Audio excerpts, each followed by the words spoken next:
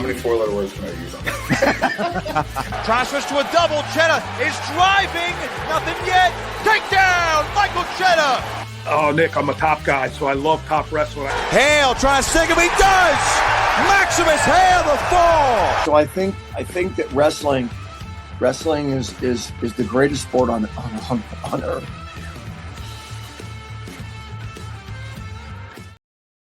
What's going on, everybody? Welcome into On3 Wrestling. I'm your host, Nick Kosko, as we roll on with our post-NCAAs coverage. And with me today is Nebraska head coach Mark Manning. Coach, appreciate you joining the program. I see you're sipping on the coffee. I got to imagine there's a lot of business going on post-NCAAs. The work never stops. But I wanted to start out, first of all, thanks for coming on. But also, has it settled in yet, the history you guys made in Philadelphia just over a week ago? Yeah, it's that was a surreal moment. These guys reaching their goals and coming together as a team, and we saw it during the year. It's great when it finally happens, right? And that's what sports are all about is being able to compete and reach your goal in a big moment. And we had a good Big Tens too, so it wasn't like a shocker to us what we did. It was more just the excitement that our guys reached their goals, and obviously we still left a lot out there.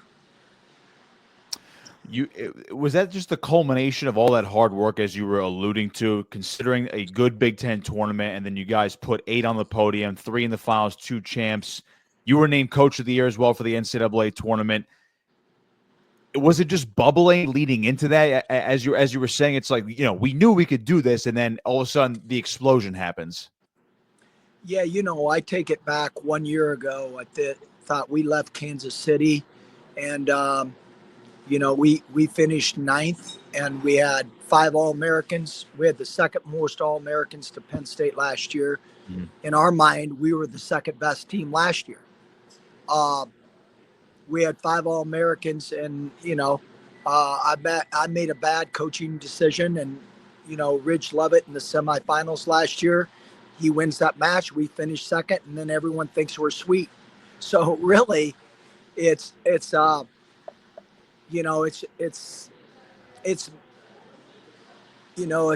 really tight. These team races and dual meets come down to, it's like our Iowa duel. Ridge lost to Parco in a really tough match, and otherwise we win that dual meet, but we didn't. And so the deal is just the process of learning what the mistakes you made and trying to correct them, but more than that, just having the right attitude with the circumstances that happen. And that's what we talk a lot about, is it's not what happens to you, it's the attitude you move forward with. Do you take that as a credit for your entire program, knowing that you guys used last year as a learning experience? So you had a great tournament last year, but didn't reach those ultimate goals. You mentioned it was a great team race last year. It was a great team race this year. Outside, I know Penn State's doing what they're doing right now, but great team race for you guys. You score over 100 points, second place team trophy. Did you take last year as that sole learning experience? And even as you mentioned, the duels this year, it's like, well, we can't let that happen again. Yeah, I think it just experience is a great teacher. I think, having guys that, just put in an amazing amount of work last spring, summer, and this fall. And, to us, we had guys that were committed, to getting on that podium. And, you look at 2 of the 4 guys that lost their first round match, Jacob Van D and Cam McDaniel, in the field. They lost their first match, and 2 of them were Nebraska guys, Jacob and Cam, and they both fought their way back and got on the podium at both at tough weight classes. And, I think that just shows the resiliency we have. But more than that, just the togetherness of this team. Christopher Minto took 7th at the Big Ten. People probably counted him out. Well, he sprained his ankle early in the Big Ten, and he didn't tell us because he wanted, his mother, who doesn't get to see him all the time, came up from Florida. His high school coach, who's never watched him wrestle in college, came up to Chicago to watch him from Florida. And he didn't want to disappoint. So he wanted to wrestle on a bad ankle. And a couple matches, he was not himself. And then, we got him healed up. I have an amazing trainer in Tyler Wida, and he got him healed up and ready to go. And same thing with Jacob Van Dee. He got concussed at Big Tens and didn't wrestle Sunday. So I think those guys, and that just shows the resiliency and the determination that's within our team and that we have moving forward. Is, we have 6 of the 8 All-Americans moving forward, with obviously with Caleb. We lose Caleb and Ridge Lovett, but we have an amazing culture within our program, and we build it. We don't buy it, we build it. And that's really, we're blue collar, and that's what young men that choose Nebraska, they know, hey, I'm gonna get the most out of them and main my staff, but more than that, we're gonna love our guys up, man. We have an amazing togetherness on our team, and it's great. It's great. I had guys this weekend, call me, guys on our team that are all Americans, said, "Coach, I ain't going anywhere. It doesn't matter if someone offered me $200,000." I think that's what money can't buy, is the relationships that we have with our guys and the team unity. You mentioned those relationships and the team unity, blue collar attitude. And I think a guy that really embodies that is Ridge Lovett. And I saw his reactions after a semifinal win in Philadelphia the other week and after the finals, where he finally got over the hump. I wanted to start with him, as you guys did end up with 2 national champions in Philly with him and Antrell Taylor. But Ridge, the guy who has been to that stage before, came up a little bit short. And, and of course, there was a redshirt year in between as well. But when you look at what he was able to accomplish this year, and I love the fact that you brought up the match against Kyle Parker, because it seems like at the Big Ten, those 3 guys were just beating each other. But again, he got over the hump, and he beat a guy who he's very close with in Caleb Henson in the finals, who won the whole thing last year. Well, was there a sense of elation for you, for Ridge, the staff, or what was that moment like when he finally climbed the mountain? Yeah, absolutely. That's a great point. Ridge is a leader, and I knew when we recruited him that he was a leader of men. He's a leader because of his work ethic, his determination, how he carries himself, his confidence. He's not cocky, he's confident. And there's a big difference. And I think Ridge is, his swag just really rubs off on our guys, on the other guys on our team. And Brock Hardy brings a different aspect than Ridge, but they're both amazing leaders, and they're about the team. They're about, their goal over the summer was, hey, we're a trophy team, and we should be challenging for a national championship. That's their attitude. And seeing Ridge accomplish what he did, he won the Big Ten, and then he went on and won a national title. And we knew he was capable last year, and it's, those are the moments, that's what you coach for, see young men overcome disappointment and learn from the past and move forward. And I mean, just really happy for Ridge. And, now he wants to be a world champion, and that's going to be another challenge, and that's another commitment. And it's another jump that he's excited about. And that's what wrestling's about. That's the guys that do well at Nebraska, the guys that are ready for the challenge and they want to climb the ladder. They're not satisfied with just being an All-American, and it's really cool to see. And that's in Ridge's development, and he did a great job achieving that. And now he's got other goals he's set.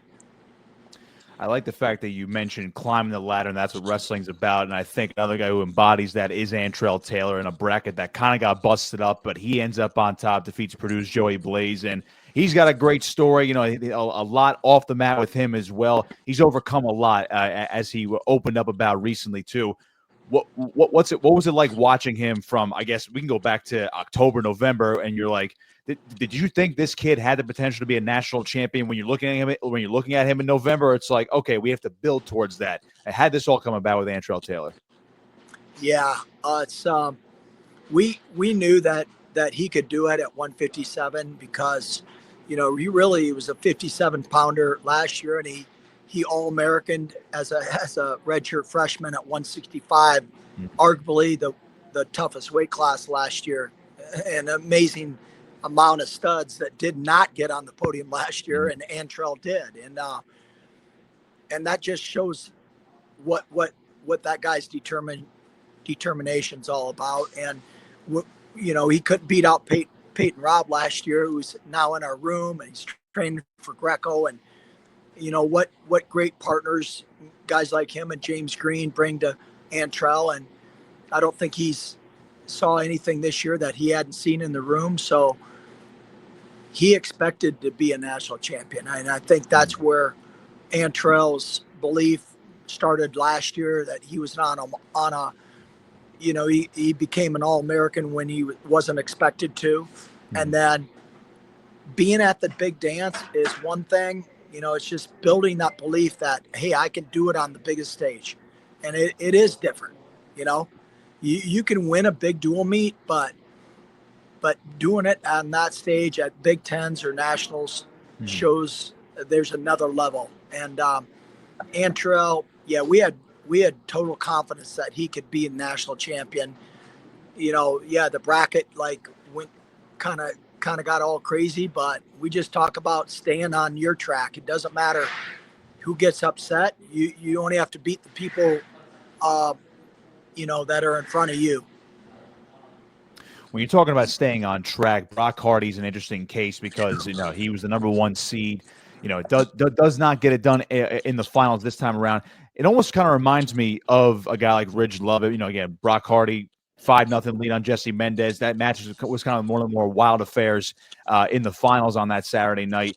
Is he on a similar track as a guy like Ridge Lovett, where it's like, hey, we've seen this movie before. We know you can do it. We can get you to the top of the podium. Yeah, you know, I think, you know, he is wrestling you know, some of our best on our team as far as like the last month and a half. He was just on fire. And, you know, I think he proved that at Big Tens, and then, you know, even at Nationals, he was running through people, but he didn't feel well about an hour and a half before the match. And, you know, not a lot of people know it, but he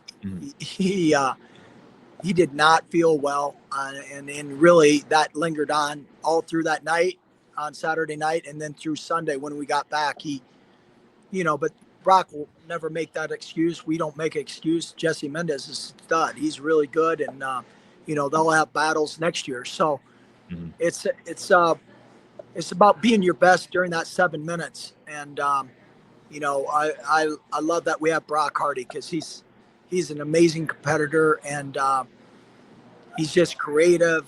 He's fun to be around, and what a light to the team. He's awesome. He's an amazing person. You know, he's married. He went on a Mormon mission, so he's very mature, and he that really carries over with our team and the leadership that Brock brings to Nebraska wrestling. I wanted to switch gears over to a guy like Caleb Smith, who you mentioned is one of the 2 guys that were on the podium this year for you guys. Not back next year, at least in the Nebraska lineup. Just first off, I would imagine if he's going to keep wrestling, he's going to stick around in Lincoln. And just, I guess, your reaction to his career when he came over to you from Appalachian State, you know, what he meant to the Nebraska program. You know, at 125, you need, you know, most dual meets start at 125, and you need a spark plug, man. You need someone that's going to ignite your team, and that was Caleb Smith for us the last 2 years. You know, that guy brought a very determined attitude. I'm guessing I'm using that word a lot, but determined. But it resonated with our team. You know, he he wrestled so many overtime matches in the NCAA tournament the last couple of years and in Big Tens, and pulled about 95% of them out, and that just shows something. That's very rare when you have someone that can just withstand, maybe bad calls or a bad decision he made and overcome it, and find himself a way to just kind of like being a cardiac kid. He gives you a freaking heart attack, and that's why my hair is white, because of Caleb Smith the last 2 years. I'm blaming it on him, but he's that spark plug, and you need that at 125. You need a kid that's confident and is going to bring that spirit to the mat. And Caleb, he really embraced that role, and just a blessing to have on our team and in our program. And yeah, he wants to wrestle, and after college and seek World Olympic goals, and love for him to be here at Nebraska. You mentioned that spark plug. I like that little connotation of it, that it really gets the rest of the lineup going. So generally, you're a dual meet guy where you're like, all right, we need to start at 125 because we need Caleb Smith to get us going. And I guess in a win, whether he takes a loss, well, so to speak, or he gets a big win, the rest of the bench has to be like, all right, we're going to really get it rolling now. We're about to, floor these guys at this point, right? Yes. I mean, that's what we would love in our program, just guys that are going to start off like that. And Caleb's been our guy, and it's always the weight cut and stuff, and but Caleb's just a tough kid, man. He's very tough. He's just a tough-minded guy. He's a tough out, and I think that's what you see a lot of times in matches. He's hard to take down, and if you do, he's back in your face, and he brings a fight to the match that is unparalleled as far as I see. That he brings that fight. He might not win every match, but he wins a lot, and he's gonna fight like a maniac, and we love him to be a Husker. You guys did fight like maniacs in Philadelphia, finishing second in the team race. And I know I alluded to before how Penn State, they broke their own team scoring record this year, 10 All-Americans, couple champs.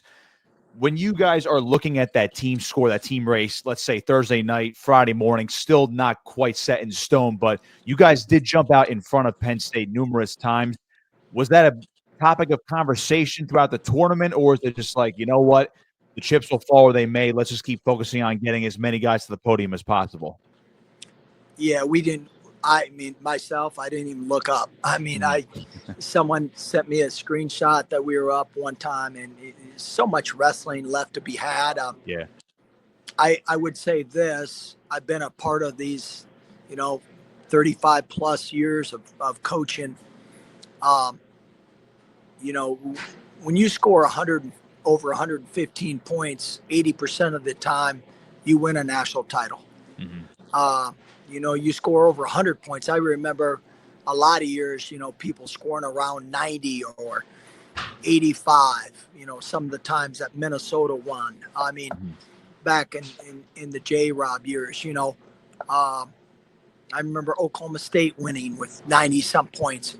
When you can hit over 100 points, I mean, usually you have a great chance to win a national title, and we were still distant to Penn State. Man, all right, that is mind-boggling to think about when you put it into perspective. I'm curious about the general sense of what you guys might have been talking about or heard, or maybe some other conversations with other teams. How there was a lot of attention on this NCAA tournament. Yeah, Penn State dominated again. They set their own historic marks, but so did you guys. Oklahoma State had a banner tournament. Iowa also in the team trophy conversation there. What was there a sense like, okay, yeah, Penn State, it's no secret. Everyone's like, all right, we need to chase them, take them down. They're the reigning champs for years on years. But was there a sense of, I guess, chipping away at Penn State and saying, all right, here's the blueprint to beat these guys, or we can make this really exciting now for years to come now that, we had this great of a tournament? For us, it's about controlling what we can control. And so we can only control our performance, our guys, especially at the NCAA tournament. You're not wrestling.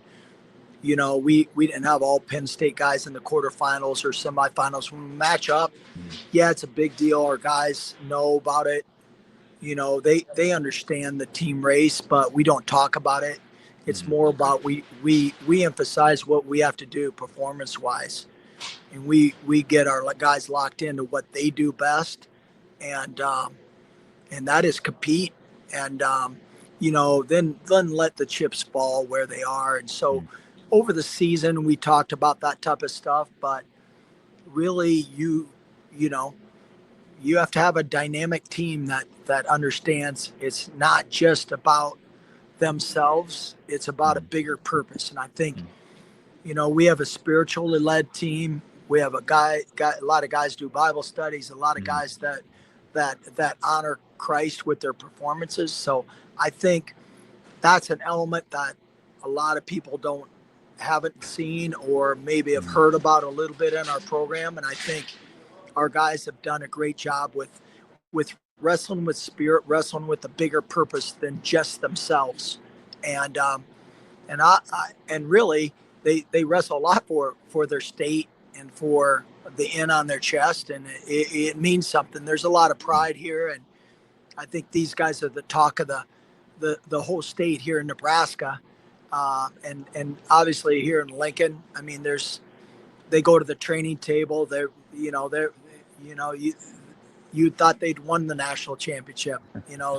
Our state is treating these guys like superstars, and it's really cool to see because they deserve this recognition. It's their work ethic and really what they stand for and how they represent our school and our state. A couple things off that I wanted to start with the spiritual sense. I noticed, maybe it's more so over the last 5 or so years, I've noticed more teams kind of wrestle for that bigger purpose, have a spiritual sense, wrestle through religion or use that as part of their training or, what they want to achieve later in life off the mat. How do you guys find that fine balance between, okay, this is what we're wrestling for. We're still representing ourselves and our school, our families and friends, but we also have that spiritual sense. What does that balance look like in and out of the room for your program? Yeah, we just teach, and I tell recruits and people coming in our program, it's about mind, body, spirit. Everyone needs to be developed, physically. Everyone's going to work in the weight room. Everyone's going to work in the wrestling room, but you got to develop your mind. Obviously, your mental toughness and your mental resolve, but also every one of us have made spiritual beings, and that needs to be developed and that needs to be challenged. Whether you go to church or you go to a Bible study, I tell our guys, I don't care what religion you are, you have to develop the spiritual side of yourself. And so we have a lot of guys that do Bible studies together. We did some at the NCAA tournament. We pray a lot, and our guys have no problem with it. They love it. They embrace it, and that's a big thing in our program. And I think people are attracted to that when they come to visit Nebraska, as they see that spiritual oneness. We have a lot of fun on our team, and we're not, these guys are all different. Brock Hardy's different than Ridge Lovett, who's different than Caleb Smith, different than, Cam McDaniel. That's great. That's the great thing about coaching, is bringing people together and formulating a team and a bond of friendship and brotherhood that they'll never have again in their life. You have a very short period in your life to be in college athletics, and you'll never have people around you so committed to you and investing in you as you do as a student athlete. And we really embrace that. We talk about that. And I really challenge these guys to go to church and have a Bible study. So a lot of these guys in Bible studies with us as coaches, and Trevell and I lead a lot of them, and it's great. And we have Caleb Smith lead them, or whoever, Christopher Minto, Silas Allred. I mean, it's great. That element is huge in our program. I'm glad to hear the behind the scenes of that for sure. I'm glad you brought up the moniker of, you have a short window in college athletics, maximize your time on and off the mat or whatever sport you play, whether it's a physical or spiritual sense or both. Along those same lines, it kind of relates to the NIL portion of college athletics now with the transfer portal, NIL. We've seen already a lot of movement in college wrestling and in all sports, especially in the week after NCAAs. You alluded to before how you guys build something in Nebraska. You don't necessarily quote unquote buy it, as you said. How do you balance this? Actually, I should say, how do you balance this out with your team where you're like, okay, this is a factor, the portal's a factor, NIL's a factor. We want to take care of you. You guys have to take care of yourselves. You have to also weigh the possibilities of X, Y, and Z. What are these conversations like with your team, your staff, and how you go about this? And something that changes pretty much year to year. Yeah, we're very transparent. Number one, we're very transparent. I think people that have been around our program, or all our donors and people that have given to Nebraska Wrestling Training Center back when USA Wrestling developed the training center concept back in 2012. There was a couple programs that tried to buy Jordan Burroughs for 2, 3, maybe 4 times more money than we were paying him. And why'd he stick around? And then he kept winning, and then people would reach out to him, but he stayed because he was loyal to the people that are around him, that developed him. And it wasn't all about money. It wasn't about money. It was about, hey, if he would have went to XYZ school, would he still won? I'm not sure. I know it gave him a better chance to win if he stayed at Nebraska, because whether Jordan Burroughs got bronze or didn't place or won another gold medal, I'm still going to love him like he's my own son. It didn't matter. I mean, yeah, it mattered. People that know me, I love to compete and I love to win. But at the end of the day, it's not about that. It's about what's best for Jordan Burroughs. And so I kind of bring up that concept because it still holds true today. Yeah. Is it about development, or is it about how much money I can get? And so to us, we reward the guys that earn it. What do I mean by that? Hey, if you're on the podium, obviously we're going to give you some NIL.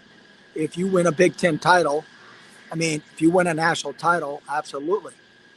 I think if Ridge Lovett would have went in the portal last summer or whatever the window is, I think now you never even know about the window, but people just direct message someone, hey, how's 500,000? Anyway, that's what I hear. That's what we all hear. Is the portal ever closed? Is it ever really open? We never know at this point. Yeah, I think that portal's wide open all the time, man. 12 months out of the year. But it's funny. But I think I'm just saying, Ridge Lovett would have got 3, 4 more times than what we gave him last year. And so, but at the end of the day, what I would say is, it's part, not only the young men that are making these decisions are young. And it's more the parents. It's more who's directing them there. It's if it's about development, or why you changing place to develop or get better workout partners, I get it for sure. Or hey, I was at this school, and this gives me a better opportunity to be a national champion. A few years ago, Liam Cronin came here. He became an All-American. Christian Lance was at Fort Hays State, became an All-American here. I mean, Caleb Smith, he was an All-American at App State. He comes here. I mean, those guys are seeking the opportunity for the right reason. Mm-hmm.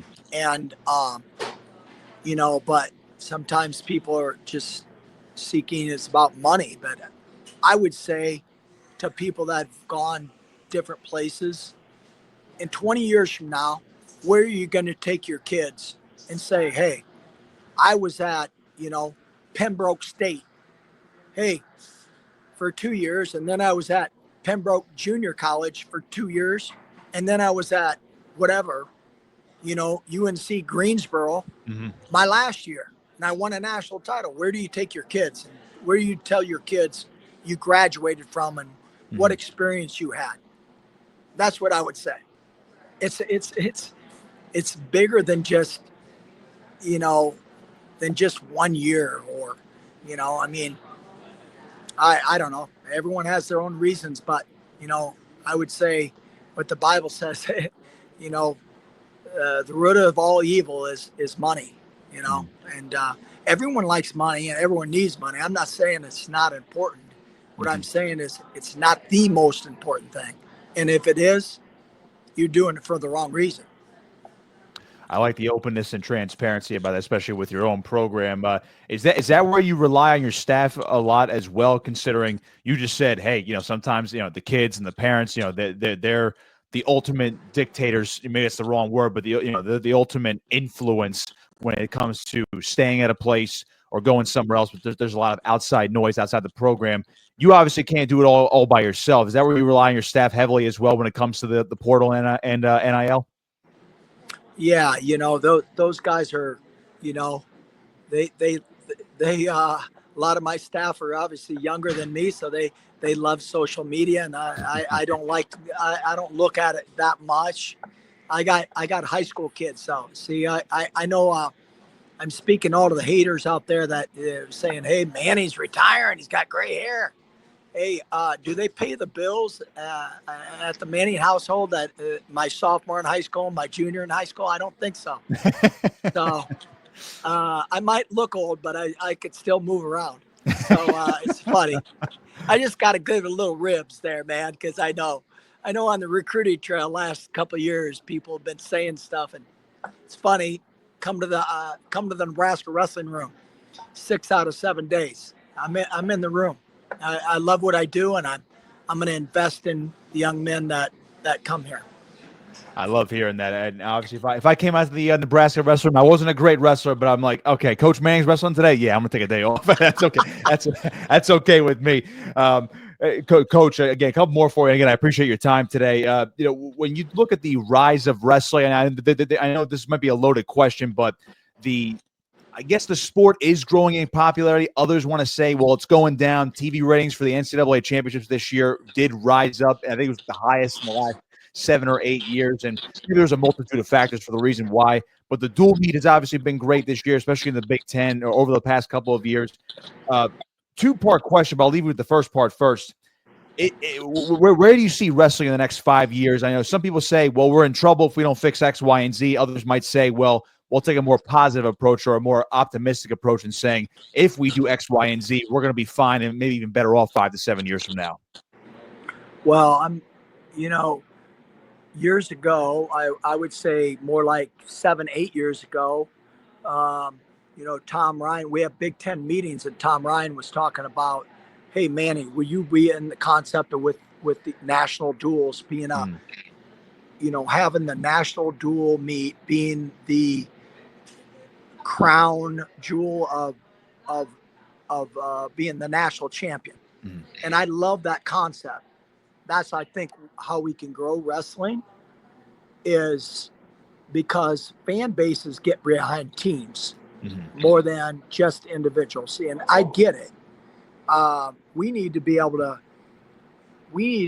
have an individual national champion, but also we need to have a team national champion crowned from the national dual meet concept, because schools like Nebraska, Ohio State, Penn State, I mean, they're Iowa obviously are going to follow teams. They're going to follow teams, and we know dual meets can be fickle. You know, you have someone has someone out, someone that was expected to dominate gets pinned. I mean, it's wild. It's great. That's what makes dual meets fun, and that's what can be really created with the national dual meet concept, because fan bases are going to follow teams, and that's where I think we're missing out. We can continue to grow our sport, but I'm sure people will be hating on me for saying this, but it doesn't matter. I'm with Tom Ryan about the national dual meet concept. We need to make that more prominent in regards to crowning a national team champion. And because fans are going to follow teams, they just do. I mean, we can keep the element of having an individual national championship, but I just think we have a window of time to do it. We need to do it sooner than later. I'm a big proponent of the dual meet. I've talked to numerous coaches across the landscape of the sport over the last year plus at this point, where I think pretty much all of them have said we need a dual meet championship. I'm a big fan of that. I'm from New Jersey. Again, the team aspect of wrestling and the high school level is awesome. You run your entire team tournament, and all of a sudden, boom, it's individual postseason. Is it a calendar issue, do you think? I know national duels are something now coming next year where it's like an invitational now. I know it's out in Stillwater. Is something like that a step in the right direction, or how do you see that playing out in November next season? I think that'll be great. Yeah, it's going to be in Tulsa, and that's it. Yes, and it's really good. I think it's really good. It's a good way to start. I think it's I don't know all the ins and outs of saying, hey, we crown the early season dual meet championship with as a national championship. I mean, the timing needs to be right. We maybe move up the individual national championship and prepare more for a national dual meet champion, and have that the culmination of our season. All that timing, we need to bring people together and have a sit down and mesh through that, because it's really important to our sport, because viewership is huge. Viewership is huge, and I think we need to have that as a sport. I agree with you there, Coach. Really appreciate the time today. Taking time out of your day. I know the schedule must be busy right now. Did you get a workout in today? Was today one of the 6 or 7 days? Yeah, I got to work out this morning. I love to hear that. So again, Lincoln's one of my favorite places. I've been out there a couple times. Big Ten tournament a couple of years ago. I was out there for football when I was a student at Rutgers. So Lincoln's one of my favorite places. I'll have to come back out there. I'm sure the dual meet environment for you guys next year is going to be quite a sight to behold. And I can only imagine the expectations have been raised now after this past season. Correct? Yeah, for sure. And I think it's good. Our athletic director Troy Dana has done an amazing job. And I just got to give a shout out to him, because he's really changed the landscape for us as an athletic director. He's been more involved, a great leader, and he's really trying to move our sport here along and make it prominent. And so I'm really thankful for Troy and his staff, and Nebraska's we're feeling a lot of love around the state right now. Any plans of a football stadium duel? I know volleyball just did it the other year, or either this past year or the other year. Bit of a wrestling match outside. You're gonna try an experiment at home this time? We've talked about that some, but also I know it's been talked about is we just wrestle where the Big Tens were a couple years ago. Have some duels in Pinnacle Bank Arena with seats like 18,000. So I think we can do that, and I think just the momentum of our our team right now and our program is all-time high. I would certainly love to see that. Coach Mark Manning of Nebraska with me here on On3 Wrestling, 2025 NCAA Tournament Coach of the Year. Nebraska second place in championships, 2 individual titles as well, 8 All-Americans. Historic season all around for the Huskers, Coach. Good luck the rest of the way as you guys transition into the summer. Congratulations on all of your success, and looking forward to talking to you ahead of next season as well. Yeah, thanks a lot. Hey, when you come out for football, you got to look me up. So. Yeah, absolutely. I got to make a return trip to Lincoln. I'm a big fan of, again, that might be one of my favorite college towns now I'm thinking about it, throughout the Big Ten. So a return trip is definitely necessary. Yeah, thanks a lot. Appreciate it.